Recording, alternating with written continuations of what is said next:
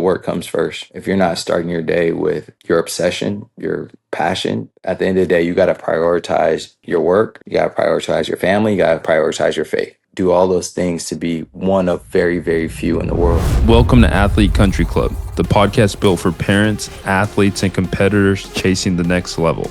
I'm your host, Marcus McMarion, former Division I quarterback, now founder of Athlete Country Club. I started this show because, like many of you, I had to learn the recruiting process the hard way, traveling up and down the state, spending thousands trying to figure out what actually works. Each week, we break it down through two powerful segments. First, Coach Talk. This is where we sit down with college coaches, director of player personnel, recruiters to uncover exactly what they look for when offering scholarships. No fluff, just the truth from people making the decisions. Second, Athlete CEO. Here we go beyond the field, into habits, training, and mindset that build elite performance and long-term success. You'll hear from strength coaches, nutritionists, sports psychologists, and former athletes who've turned their grind into greatness in business, leadership, and life. Because being an athlete isn't just about playing the game, it's about mastering it and building your legacy beyond it. So whether you're a parent trying to navigate recruiting or an athlete ready to level up, you're in the right place. Welcome to Athlete Country Club, where we turn potential into performance and performance into purpose. What's good, everybody? Welcome to Athlete Country Club. I'm your host, Marcus McMarion. Today's guest is super special, not just because of what he's done, but because of what he represents. I mean, he's a 9-year NBA veteran, University of Washington legend, now serves as an assistant coach for the Huskies and helping shape the next generation of athletes. And fittingly, he's our first basketball guest ever on Athlete Country Club podcast. There's no one better to help us cross over from football into hoops, recruiting, and the mental side of competition from his days leading Washington to the Sweet 16 to being part of that Memphis Grizzlies team that made the Western Conference Finals for the first time in franchise history. Quincy's stories about, just discipline, obsession, and finding meaning through the grind. Quincy, welcome to Athlete Country Club. Oh man, thanks for having me, man. I'm not one of the Carr brothers, but hopefully I could do. No, you're up there in the Fresno legends, man. That's a top two, not two. You're up there, brother. Thank you. Yeah, no doubt. So yeah, take me back to the beginning. What was the moment? You knew basketball wasn't just something you were good at, but something that could change your life. My story is crazy because I think from the time I was born, I had no choice. Like my dad and my uncle, they were NBA draft picks. My dad's just a Fresno legend, a lot more than me in the game of basketball. And so from the time I was born, I've always had a basketball in my hands, and I had big shoes to fill. And so I was just chasing my dad my entire career. I wanted to get everything that he had and exceed it. And I've been fortunate enough, been blessed enough to live out my dreams in this game. And it's all because, I had big shoes to follow. Yeah, no, for sure. And you stayed all 4 years at Washington when a lot of players were leaving early. What did that extra time kind of teach you about maturity and readiness? Again, having a good foundation at home helped me stay. During my freshman year, I had some peaks where I was playing really well. I was scoring the ball well, and people were talking about being a draft pick. And I had some valleys where, you start, I might have to come off the bench game, or not playing defense, not making shots, physically not there. And so, I feel like my 1 year turned into 4 years very quick, and it went by in a flash, like it was 1 year. But some of those long days, felt like I was there for 8 years. But, just to have that discipline and have that home structure really helped me, persevere. I think, a lot of times I would call home or, be thinking about transferring and stuff like that, even though you had to sit out a year when you transferred back then. All those thoughts came up. But when I called home, my parents, my godparents, my home structure, they would say, hey, what are you doing wrong to make it, tough for those coaches to coach you, or make it so where you're not where you want to be, or you're not lottery picked yet? I would call home and like, all right, well, coach might have subbed you out and you didn't make shots, but you also weren't defending, or you did make shots, man, you didn't get enough rebounds, and all those little things that they were, teaching me and encouraged the coaches to discipline me. They helped me stay in the NBA as long as I did. Yeah, and I think that's an interesting perspective you kind of bring up because I remember me being at Oregon State. There was a 7-man race for the quarterback position. We didn't know who the quarter. It was ridiculous, right? So I was just talking with my buddy Luke Del Rio, who was on too, and he was talking about being a part of that. And it's interesting because everyone has someone that you could call, and they'll baby you and kind of say, "Oh, it's the coach's fault. It's their fault.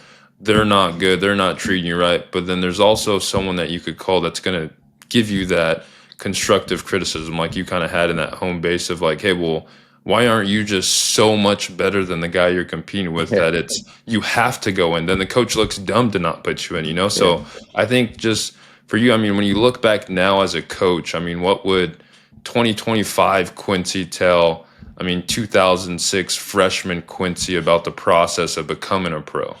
You know what? I through the experience that I went through, it's helped me become the coach I am today. And so when I have like my little cousins on our team here at the University of Washington, Wesley Yates, and so all those things I wanted to tell young Quincy, I get to tell him. So, hey, man, coach is tripping. Yeah, he might be tripping, but you're not doing X, Y, and Z right. And you need to work harder, or I'm not going to let you let up a little bit when you have some success. No, you got to get your butt in the gym even more and work even harder, because that's what's going to take to make it in the league. It's going to take to be all conference.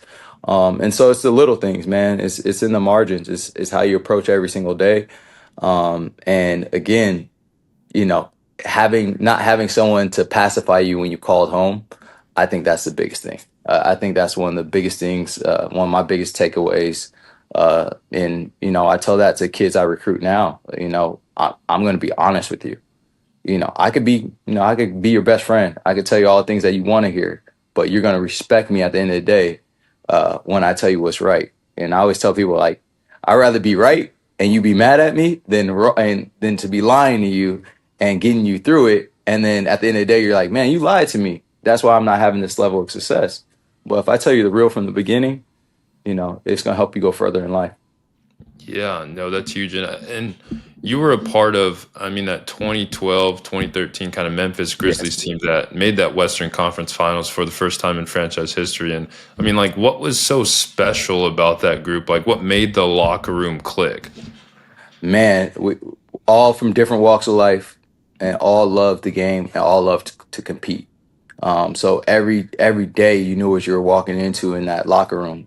Whether it's Mike Conley, who was super professional every single day, he was regimented every single day and did the right things. And he wasn't confrontational. He wasn't going to argue, but we knew who he was. Tony Allen, a whole different side of this spectrum where he's going to come in on some different things, and but we knew that he had some flaws, but his strengths of being the defender, the communicator, the dog that we needed to guard the other team's best players was just as important as Mike's role. And then from Zebo to Mark Gasol, those guys, Mark's from Spain, but he act like he was from the hood in Memphis because he was like.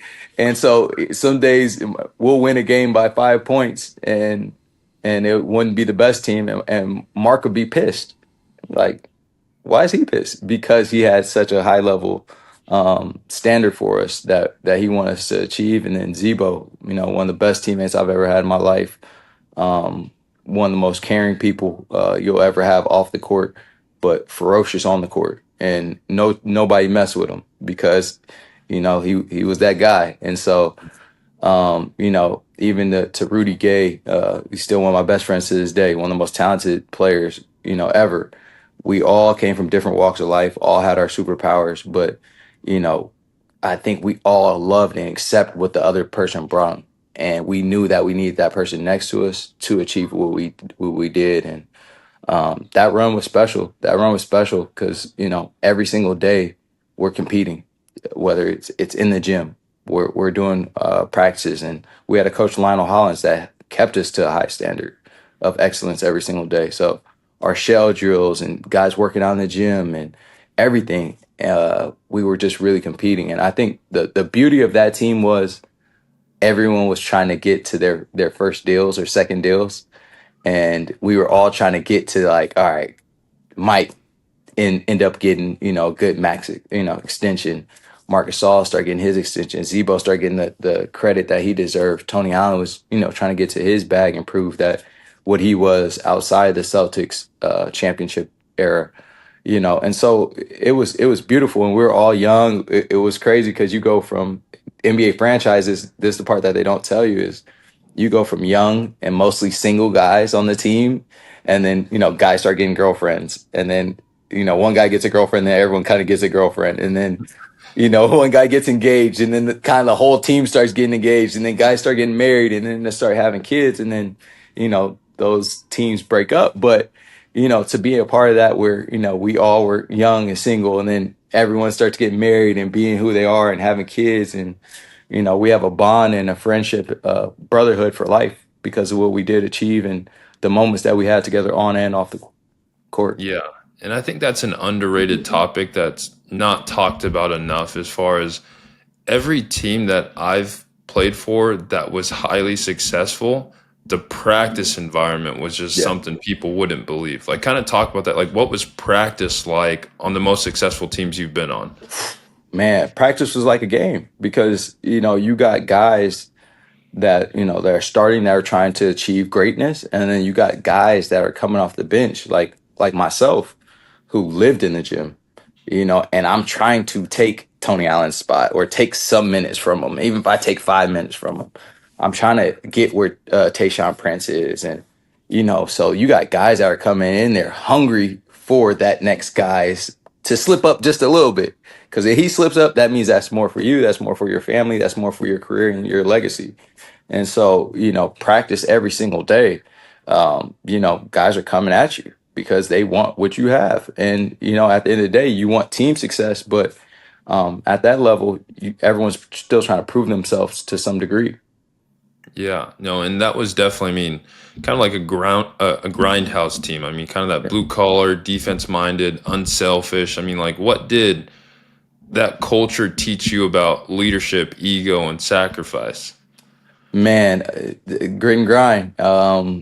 It, ego, you had to leave it at the door, no matter who you were, because even the starters, whether it's Zebo, it might be Marc Gasol's turn this time. Hey, Mark might be blossoming into an all-star like he ended up being. Mike might be turning into a max guy like he was, and then you learn just the work ethic. Tony Allen, he brought his iPad everywhere, his laptop everywhere, and he was watching film religiously. And you got to see and pick and choose, like, all right, who am I going to follow in this locker room? Who am I going to try to be better than? And then just the competitiveness in a practice or in a game setting. So in practice, you're going against each other. Damn near might come to blows. And then the game setting, if you're not holding yourself to that standard and playing hard, hey man, you take the night off. You tripping. All right, this guy wants to come in because he's hungry, and he's trying to do it for him, but he's also trying to do it for the team. And so you always have to look over your shoulders. Isaiah Thomas says it best. He's like, man, you got to stay paranoid, especially in that league, because guys are coming, whether you see it or not, whether they're overseas or local. Guys are coming for what you have.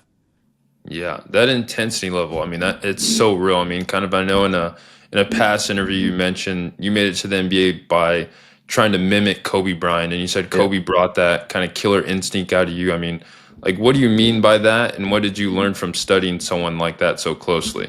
Man, I had a screensaver. I don't know if you could probably find it. But it's like it was a Kobe's face, and then it also had like the things that he did every day. So it was like sprints, sprint some more, 500 shots, go to nap, do like, and it was just like a ridiculous schedule of work in one day. And back then, you didn't have social media, so I think I would ask people that were in the league or try to find out like what's Kobe doing. And so you didn't have social media where he's posting like, oh man, I just had my morning workout or he's working out with this trainer or whatever. It was kind of mythical. And like you would see it on the Sprite commercial. You would see him lifting and doing all these things. And you're like, damn, Kobe's doing that every day. And so I built up such a work ethic that it was just crazy, whether, before practice, I'm working out for an hour and some hard.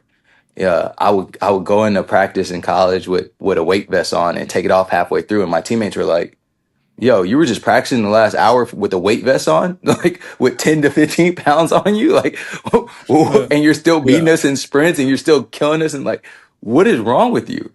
And so I just built, it probably wasn't the best for my body, Yeah. but I would go to the gym at all hours of the night.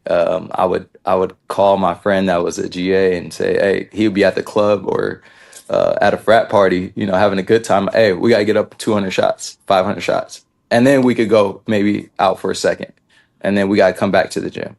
And so I just, until I got there, I built up, such a crazy work ethic, and then even when I got there, um, I back in that time, your rookies weren't starting. They weren't coming in to minutes. And so I went to a veteran team and I was backing up, Peja Stojakovic and Trevor Ariza and guys like that, Jarrett Jack and Marcus Thornton, a lot of good players. And I'm playing with Chris Paul and David West.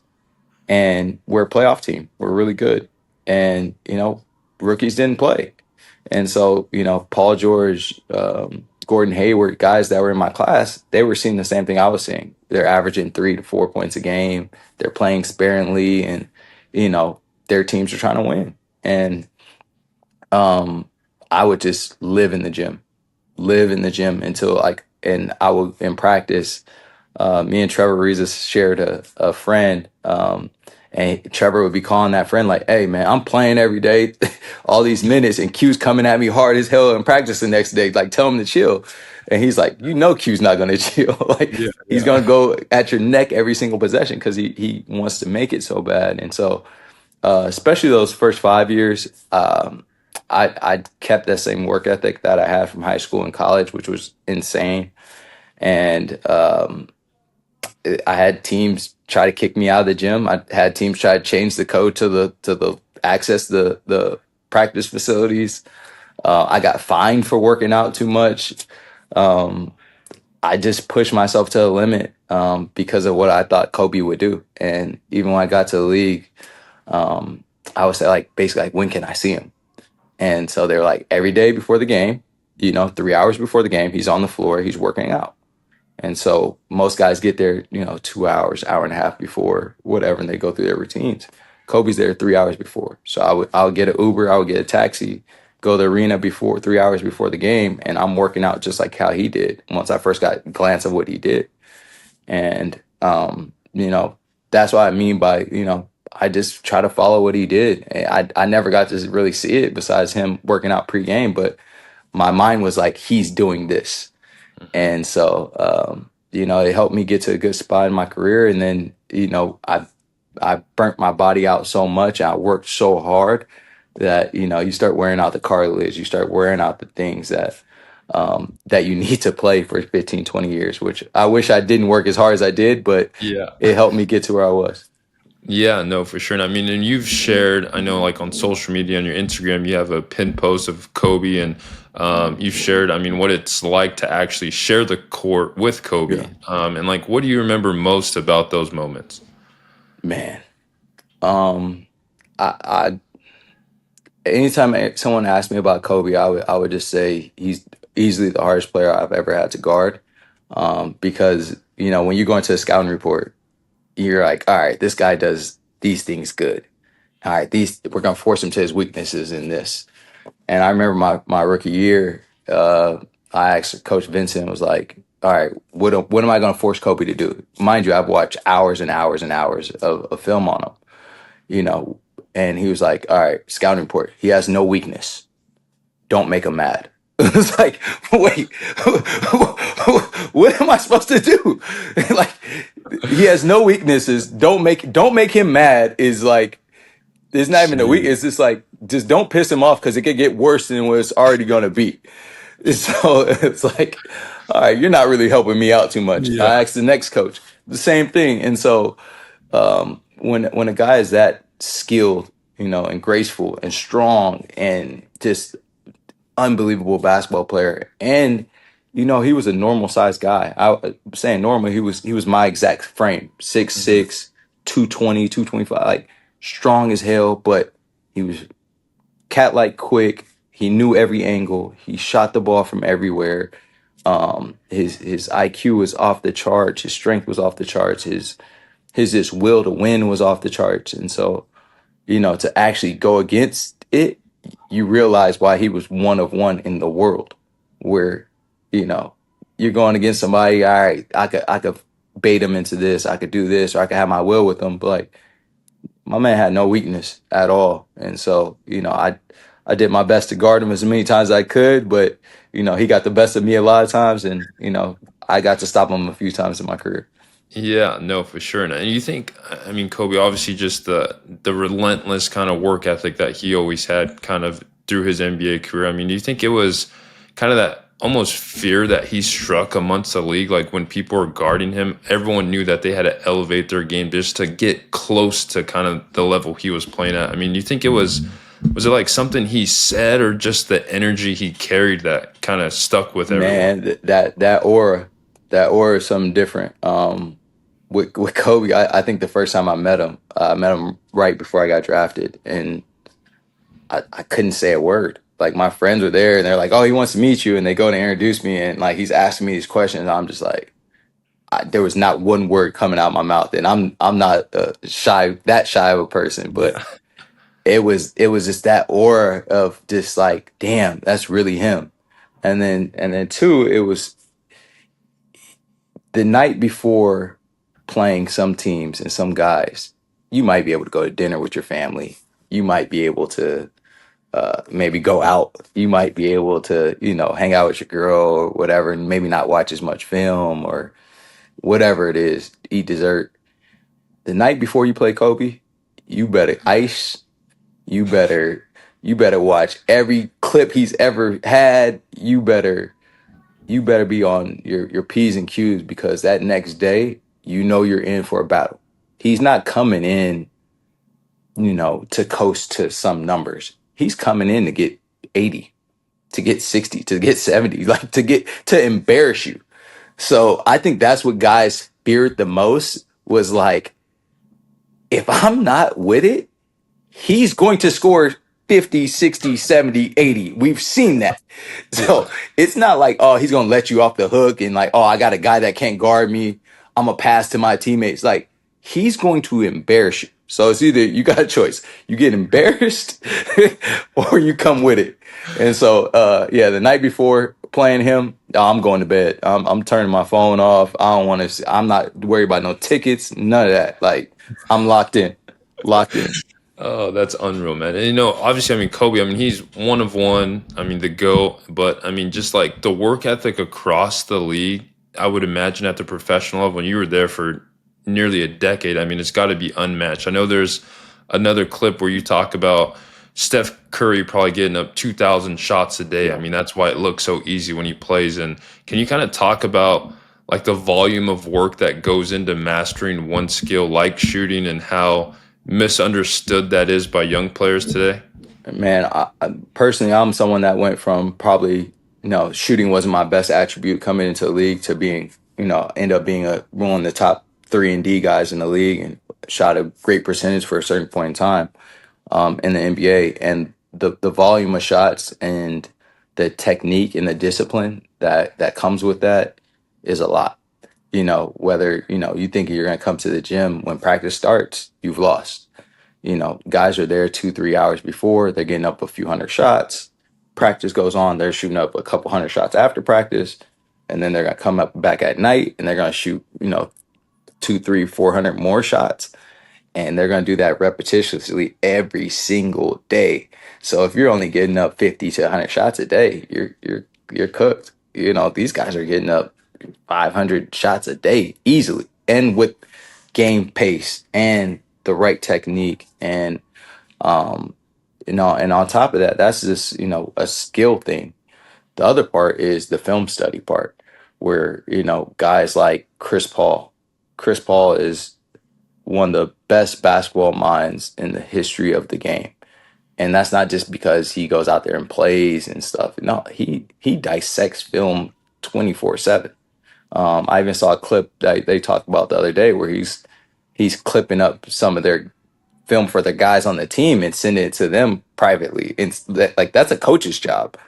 And so, and he's still doing that. I sat next to him my rookie year, every flight, and most guys want to put on their headphones and put on a movie or whatever it is, and Chris Paul puts on the game, and he's watching every single, not just his clips. Oh man, that shot was sweet, or that. Nah, he's dissecting the film and saying like, all right, that guy's gonna help. This is how they're gonna guard me. This is what they're gonna do the next game. All right, let me get three to five games of the team that we're gonna play next. All right, this is what this is how they play. This is how they're gonna guard me. This was gonna go on, and to see that from him every day, hats off to him. That's why he's one of the best ever. Yeah, and I think like every athlete has that turning point where they realize the mental game is as important as the physical one. I mean, Yeah. like, what was that shift for you? Man, even now, I wish I did the mental game more than the physical game. Um, my way of trying to prove was I'm going to work harder and crazier than the next person, not smarter. And I think if I would have took a better approach in my career to say, all right, let me take the smarter approach. Let's not have so much pounding on my body. Let's not be dead tired in the game because you shot up 1,000 shots that day. All right, let's take specific shots and then let's watch double the amount of film. It is as you get older, you start to realize it. There are a lot more mental games with it, and you need the IQ and you need to see things better. But you know, it's a good balance that you do need. You do need the work ethic, and you need to get there on the floor and do it. But that mental balance, and the guys that are able to master that part, that they're special. That's the LeBron Jameses and guys like that are able to dissect the game and make the game very easy without having to pound their body so much. Yeah, no, for sure. And then obviously, I mean, for you, I mean, 9 seasons in the NBA. I mean, that's rare air. I Yeah, mean, not everyone's is in that category. I mean, what separates guys who make the league from those who stay in the league? man. Like I said, just that dedication. I think a lot of times we come from backgrounds that we don't have much, and you're given a lot of things at once. And when you're given those things, it can make or break you as a person because you're evolving as a person, as far as how you live. Might have come from no money. Oh, now you got a lot of money. So now you have a lot more resources to do a lot of things that you probably wouldn't do or never have been able to do because you didn't have the resources. And so, how do I approach my day still? Do I still get in the gym and go to the gym at 4 or 5 in the morning, 6 in the morning? Damn, it's easier to sleep in when I have this money. All right. Do I, still take care of my body? Do I still lift extra? Do I still watch the film? Do I still have that inner hunger every single possession to make it?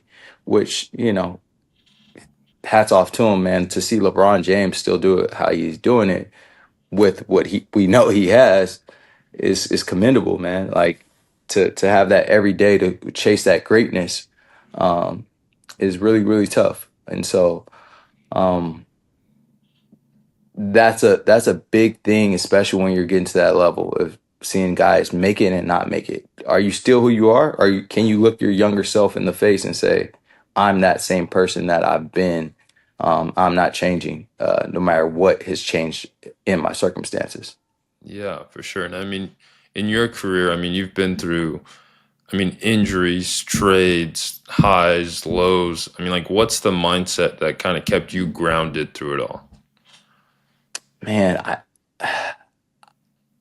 the love of the game, the love of the game, man. I remember I was crazy. I remember negotiating a contract and my agent telling me not to do it, and it was to sign my extension with the Grizzlies after the Western Conference Finals year. And they were lowballing me, and my agent didn't like the deal, and he felt that we could have got a significant deal the next summer. And I was just like, if I sign this, I get to be in the NBA for at least 8 years. It was like, because that gives me 4 years to be in an NBA jersey. That gives me a 4-year contract to live the life I'm living. F the money. I don't care about the money. And they're looking at me like, what? I was like, that's enough money. Like, I'm good. Like I'm Yeah. happy. But for sure, I get to beat my dad. I get to beat my uncle. I get to get closer to some of the other guys in Fresno, that I was chasing. And I get to be in the league at least 8 years. And so I was like, I'm signing that, And so, my passion, my love, for the game, through injuries, through trades, through, there's a lot that comes with it. But, to be able to live out your dream and play in the NBA is special. And so even to this day, I didn't have any other dreams. I didn't have dreams of coaching. I didn't have dreams of none of that. Like I had dreams of playing in the NBA. So, when you get to live it and go through it and experience it, you cherish every moment of it. And I would die to live that dream again. Yeah, no, and I mean the NBA, I mean it's full of talent, and I don't even think people fully comprehend how good those guys are. I feel like I got a little taste of it, not even the NBA, but step below it, playing Division 1 football and stepping into a basketball gym when we go play in the rec, just in the summer, just hanging out. And the guy who's the eighth man off the bench at a Division 1 school can't even sniff 2 points a game. And he's given our best players on the on the football team buckets, like whenever he wants. And I'm like, bro, you guys don't realize how full of talent the NBA is, but obviously talent eventually fades. I mean, like in your opinion, I mean, what lasts longer than talent? The NBA is different, man. I say, I always, anytime someone asks me about the NBA, I always say it's like the X-Men. I was like, how they bring X-Men in the room, or, Avengers, or whoever it is, and everyone has like a superpower. And you have your superpower, and then you're just looking like, well, that dude could fly. Yeah. That dude's tall. That dude's Hulk like straight. And you're just like, everybody has something that they're incredible at, or just size wise, that, or athleticism wise, that the average person isn't that person. So like, yes, talent does mean a lot. Size does mean a lot at that level. But then you also see like the guys that are separators, just their love and their dedication for it, where like this is a true passion for them, and they will watch every single game that comes on that day, or they will live in the gym. They like Jamal Crawford is unbelievable at how much he loves the game. Like loves it. He will watch every single game, from women's basketball to elementary school to high school to whatever. Like if it's on TV, or if he could access it, the dude still will go and watch kids in a park and sit in his car and watch them hoop and try to take different moves from it. And so you have to have an obsession and a passion and a love for it that's unmatched. And then combine that with physical tools. So like, to see Wembyamba, he's so scary because we see his attributes of 7'5", can move like run like a gazelle, jump, do everything physically, but he's also craving knowledge from every resource possible, from monks to KG to Jamal Crawford to everything. You're just like, no matter how much you love it, he has the physical tools that outmatch you, and then he has the mental tools that he's chasing something bigger than a check. He's chasing greatness. Yeah, no, and that's huge. And I mean, obviously, just all that kind of combined, your NBA career, seeing the dedication, kind of guys that have that childlike passion for the game that really never leaves, and just that continuous curiosity and continuing to chase clarity in the game. I mean, now you're kind of back.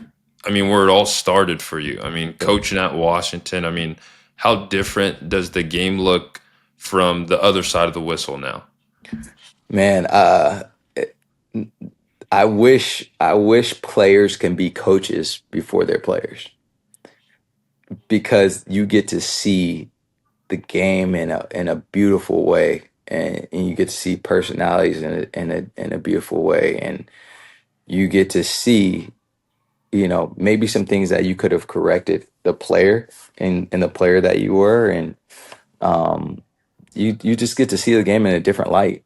And I wish I could have been a coach before I was a player because it would have made me a better teammate, um, just a better man. It would have made me, look at the game in a different lens. I wouldn't have put so much pressure on myself. Um, and, the work would have been a lot more specific. And so to see the game through this lens as a coach is amazing. And I've been blessed to just be able to help others. And that's Yeah. all I care about, man. Like I had my career, I'm over and done with it. I'm have some coaching aspirations, but at the end of the day, man, I wanna change as many lives as I possibly can and help people be a lot better player than I was. And then hopefully be a lot better man than I am. And that's a big thing. You want to develop young men, young women, and you want to see them be able to lead the next generation and be able to provide for their families and do a lot of special things with this game of basketball.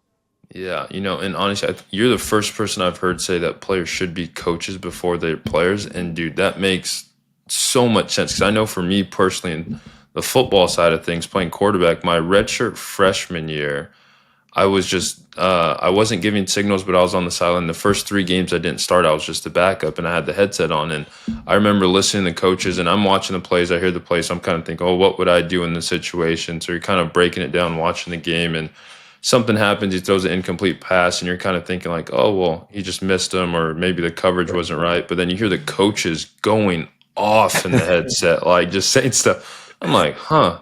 I would have never thought of it from that perspective, because then you start thinking like a coach, like, okay, they're watching it like they're playing Madden from the skybox and they could kind of see everything and it's a completely different perspective. So, I mean, I 100% on board with if you could coach, I mean, a youth football team or youth 7-on-7 or a youth AAU, like, coach, you don't have to full time dedicate a whole summer to it. But I mean, if you could just jump in there and try to teach and replicate your skills, I think that would help you jump maturity level wise a lot quicker than usual. I in 2015 I got hurt and I was 5 years in my career and I was feeling good and I'd become one of the best shooters in the NBA and really carved out a niche where I became a full-time starter. And I'm thinking, all right, man, this next 10 years, I'm a rock and roll with this thing and, be able to, make some money and have a great career and play 15 plus years. And then I had a surgery where, everything changed in an instant where, I was out for the next 2 seasons. And so, in the midst of that, I started coaching an AAU team, and so I had the likes of Jalen Green, Josh Christopher, Julian Strother, Jaden Hardy, and a plethora of others. And I was I had so much energy to work out every day, but I couldn't because I was hurt. And so I would do my workout, and they would keep me to an hour, 2 hours, and so I would work out early in the morning and then I would go coach from 8, 9 in the morning, go pick the kids up in the van till 10 at night. And so if I was like, all right, I'm putting up the money for this AAU team, I'm putting up the money for these kids. There's no better internship that you could get than coaching it yourself. If I'm gonna put up the money, I'm gonna get every live rep. And so that's what sparked me into it. And I was still in the midst of my NBA career, even though I only had a few years left. But I had become such a better player at that point in time, but I was hurt and I couldn't show it. But I was like, if I wasn't hurt and I was still coaching and I was still learning and developed, the IQ and the things I had, how much better of a player would I have been, that whatever that time may have been left in my career. And so, I advise anybody, if whether you're still playing, hey, go to the coach's office, and that's another thing that helped me is, I was hurt and Alvin Gentry came to me and was like, you're a great leader on this team. Come to a coach's meeting. I need you to see like you're gonna be a great coach one day. I was like, man, I ain't never coaching. Man, I'm trying to play in the league and retire and live good. And so I went to that coaches meeting and I got to be with Darren Ehrman and some of the great basketball minds, and I got to see, they start to open up my mind to like coaching. And so you start to see like, all right, man, this guy's complaining today or this is going on and all the things that they have to deal with as a whole. They have to worry about 15 guys. I have to worry about myself as a player. Yeah. And so you start to change your perspective on things. And I think, again, if you have, you're still in your career, whether you're in college or whatever it is, NBA, NFL, spend some time trying to coach. Like really dissect, where your coach's brains are, and, or go to lower levels or wherever it is, and take that time to learn, because it's going to change you and it's going to help you for the better. Yeah, no, for sure. No, I mean, you coaching at the University of Washington, I mean, when you're recruiting a player, I mean, what are you really looking for beyond the stats and the highlights? Of course, you look for talent. You look for exceptional talent. I look for work ethic. Um, I look for, good people, guys I can relate to. And a lot of times I tell kids I'm recruiting, like, I'm not really recruiting you. I'll be a soundboard for you to, and then if you want to come play for us, great. But, some kids that I've recruited, I was like, I'll be an honest opinion. And because you don't get that much of that in this business anyways, people are trying to get something from you. Hmm. So if you got a coach out there saying like, man, I just want to see the best for you. Tell me what's on your mind. Tell me what you're thinking. I'm not gonna be a used car salesman. I'm not the best salesman of it. I'm just gonna be real with you. And if you feel that genuineness in me, then you're gonna come. And so that's how I've been lucky to recruit the guys that I have, because they feel like at the end of the day, they come here, I have their best interest. Coach Sprinkle has their best interest, and we're gonna do what's right for you on and off the floor. And the relationship doesn't stop there. The relationship goes for, however long we're alive. I'm always gonna be one call away, and to be able to give you the best advice possible on and off the floor. Yeah, no, and I mean, just in today's game, I mean, the landscape's kind of completely changed. I mean, the transfer portal's kind of changed everything, and in today's game, Quincy would be a unicorn. Your college career, Yeah, you think it's the transfer portal's like made players better prepared or more impatient? more impatient for sure. We're in a microwave time right now where, you know, I think Coach Prime, he got some slack for saying what he said about it, where, you could get everything in an instant, whatever you want. And so, patience is worn thin in a lot of people, but patience is where you develop and get better. Of course, there's some situations that aren't the best for you, and um, maybe in emergency situations you need to make a change, but at the same time, that a lot of that change is within. And I think people need to see that. Like, I haven't met a coach yet that wants to lose, that's trying to lose. Like, the coach is gonna play the best players. He's gonna play what he thinks is gonna help him win. If you don't fit into that, figure out why. And so maybe there's a guy that's exceptional ahead of you, and that happens. But what can you do to help yourself and help the program of where you are? And you'll feel better once you go through that fire. I think going through that fire of what I had to go through, it helped me, man. It made me the person I am today, and it helped me make each and every last year of my career. I felt it. I felt like, oh damn, I've been through this already. I've Yeah. been through this adversity already. I've seen what it's like to, like, all right, I have to take another step in my approach to the game. And when you make it through that fire, man, you're so much better off. Like Coach Monty Williams always says, like, everything you want is on the other side of hard. And so, it's easy to grab that life vest and transfer or whatever it is, but going through it a lot of times, it helps you, and get your degree. And the things I did then in college, they're paying dividends now, where I never even imagined my college degree was going to help me coach here at the University of Washington. Like, if I didn't have that patience, who would have known? Yeah, no, and I mean, just on the topic of patience, I mean, you got to Washington in '06. You kind of had to wait to 2010, where you're the 26th overall pick in the NBA draft, to kind of have your big deep breath, like I kind of made it moment, and I could kind of take care of my pops, who's been looking out for me, and my mom, and kind of just being able to kind of help the people in your circle. And I think it's kind of an accelerated timeline now. I mean, coming out of high school, there used to be pressure. It's almost like a draftee situation Yeah. coming out of high school now. You have those opportunities. I mean, what kind of opportunities have you seen present themselves just across collegiate basketball across the country? Man, um, again, they they feel like a lot of these kids feel, the need to do faster because they see the next person do it. You know, they need to, at the end of the day, they have to run their own race instead of worrying about, all right, this guy is projected a lottery pick, or this guy is projected this, or that guy got this on his NIL deal. Instead of just like, all right, those aren't you. Like, what can you do, and where do you want to end up, and in your race? And I think that's a big issue in today, where you know kids are chasing offers or chasing these things because the next person has it, and it's like, you need to do what's right for yourself and just block out the noise, and have blinders on for your race. Yeah, no, 100%. And yeah, I won't keep you too much longer, brother. I appreciate the time. I got Mhm. probably 5 or 6 questions we'll kind of bust through at the end, but just Okay. kind of a couple short questions where you could give me your 30-second kind of elevator answer to them. But kind of the first one that I wanted to ask is, I mean, just like finish this sentence. If you want to make it in this game, dot, dot, dot.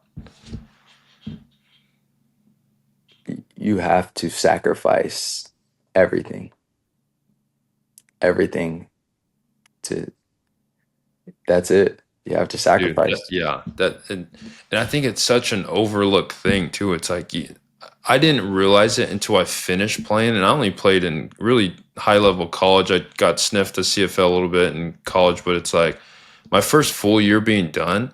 I was like, man, I missed a lot of parties, or I missed a lot of weddings, or like, and it was just normal. Like I didn't think anything. I never thought about it. It was just like, dude, I have practice. Like I'm not gonna go to that. It's like you do sacrifice a ton to be successful. Man, I tell people all the time, it's like, man, I've paid for so many weddings, funerals, engagements, and I paid for them, and I was not there. I wasn't in attendance. And it feels like you're in a time machine. My 9 years in the NBA is like, life is going on and all this, but like, it feels like you're in a time warp. So when you get out of it, you're out of that little thing, and you're just like, oh, wow, all this happened in that time, and you miss it. And it's tough, but that's what you're choosing to do, and that's the sacrifice that you have to make in order to, get what you want. But there are times, man, like I miss Thanksgivings or Christmases or whatever, and people had all these good moments, but I was living my moment in the dream I had, and that was the NBA. Yeah, that's real. And I mean, like, what's a lesson the NBA taught you that every athlete should learn before college? Um, Discipline outweighs everything, and how you do anything is how you do everything. So, whether that's on or off the floor, you know, your discipline is what's going to keep you there. And then how you do anything is how you do everything. Is like, are you holding yourself to a high standard every single day? Are you working your butt off to take care of your body? Are you doing the little things, even some things that are just cliche and small? Like, are you taking care of your locker room? Is that clean? Or is your house clean? Like, just the littlest things. Um, it helped, and it's like we call it winning in the margins here. Like the little tiniest little details. Like I always felt like I wasn't good enough to get away with taking the shortcut. I wasn't good enough to, all right, maybe I ain't got it today, or maybe I ain't do. Like I felt I had to do the littlest things on in all aspects of life to even compete with Kobe Bryant, to compete with Kevin Durant, because they're so exceptional. I had make sure every bit of my life was in order to even have a chance to step on the floor with those guys. Yeah, my dad used to say something like that, and it used to annoy me when I was younger. But now that I'm older, I kind of understand. He used to say, "Hey, you could tell a lot about a person how clean or dirty their car is." And I was like, "Dude, what are you talking about? Like, you just want me to clean the car, like that? You just want." But then now that I really think about it, it's like, man, like if you keep your car clean, you keep your house in order. It's like that means you got a clean mindset, your clarity, your focus. You have just an environment to focus and be able to think about things. And I think having mentors, whether directly or indirectly, is so impactful on the youth. And I mean, for you, like what's a lesson Kobe taught you directly or indirectly that every young athlete should live by? The work comes first. The work comes first. If you're not starting your day with your your obsession, your passion, um, or if things are coming in between that, whether it's man, I want to go hang out, I want to go on this trip instead of focusing on your craft, whatever it is, at the end of the day, you got to prioritize, you know, your work. You got to prioritize your family. You got to prioritize your faith. Um, and in order to be even touch an ounce of the greatness of Kobe Bryant, he prioritized his work every single day. Prioritize his family every single day. Prioritize his faith every single day. And you got to do all those things to be one of very very few in the world.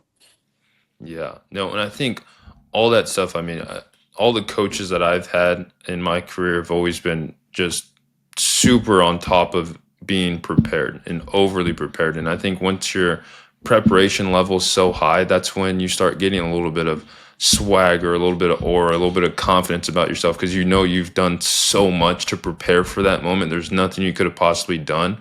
Now that you're a coach, I mean, what separates confidence from arrogance in the eyes of a coach?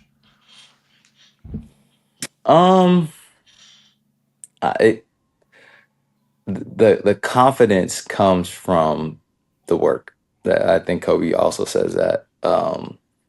It- it's good to have some arrogance and have some belief in yourself, some swagger. But at the end of the day, whether it's the best coaches put in the most work, the best trainers put in the most work, Yeah. the best players are putting in the most work, and so that's a separator. And then how your ego goes with that and how much swagger you have with that, that's on you. But that also comes from preparation, you know being prepared. There's nothing like it, because at the end of the day, whatever's thrown at you, you're able to kill it. Yeah, for sure. And the last two questions I have for you. I mean, what's something you wish every parent of an athlete understood? um I wish every parent understood that their kid is their kid, for one. Being a father myself, and I'm trying to tell myself I'm not going to be a crazy sports dad, but at the end of the day, um, you know, I every time I look at my kids' eyes, I see my kids. I don't see them as a check. I don't see them as a athlete or anything like that, and that won't change. And I think I'm going to try my best to keep that perspective, even though I'm probably going to be a crazy athlete Yeah. parent. But at the end of the day, man, like, you need to have that genuine passion and love for your kid and want the best for them, even if the best for them is some tough love. Your kids, some people discipline their kids different ways now. Whether that if they act up, you might need a spanking, or whatever it is, or timeout. And so life does that too to your kid. And are you going to give them a sucker, a lollipop, or are you going to give them some discipline to go along with it? So I think, every parent out there, I think they just need to know, like, at the end of the day, love your kid as much as possible. They need that love at times, and they need tough love at times. And so at the end of the day, your kid is still your kid. Yeah, no, that's real. And I think for you, I mean, just final question. I mean, when it's all said and done, I mean, obviously you've had a amazing NBA career already. You're starting your coaching career. You've a couple years into it now. I mean, how do you want the players you've coached to remember you? 5 years specifically, because I know that's I'm at 5 years. There we I'm go. at 5 years right now. This That's is good to my know fifth for year of a college coaching certain basketball. audience. That's a very specific number I'm for a at my certain fifth audience. year of college coaching Tallying them up. experience. That's At one hand. Yes, 5 years. I'm making sure that people know this is my fifth year of college coaching experience. That's Just in hilarious. case anybody wants to hear that. Yeah. But man, I want to be remembered as someone that loves their players and has a good relationship with them. That supersedes this basketball thing. Basketball is cool and all, but when they could look back at me and be like, "Man, that's family. Coach Pondexter, that's family." You know what I'm saying? Like that's what I want to take away. I want my players to take away from it, to where they could come to me for anything and everything in life, and we're able to have a bond forever. And so I want to be, remembered as, someone that challenged them on the floor, someone that helped them get better, someone that helped them achieve their goals. But at the end of the day, I just want to be looked at as someone that they could call family for the rest of their lives. Yeah. No, for sure. And I mean, Quincy Pondexter, I mean, a man who's walked through every level of the game. I mean, kind of came back to pour into others from mimicking Kobe Bryant as a kid. I mean, just like sharing the court with him as a pro, from chasing greatness to teaching it. I mean, his story's proof that obsession and purpose can build something that, I mean, talent alone could never. And I think if you're a parent or athlete listening to this, I mean, this conversation's really, I mean, your blueprint to becoming more than just a player. And Quincy, I definitely appreciate our friendship, brother. I appreciate you taking some time. Always, bro. You know I'm here if you need anything. Yep, no doubt, brother. All right, till next time. Appreciate you guys tuning in to Athlete Country Club. God bless.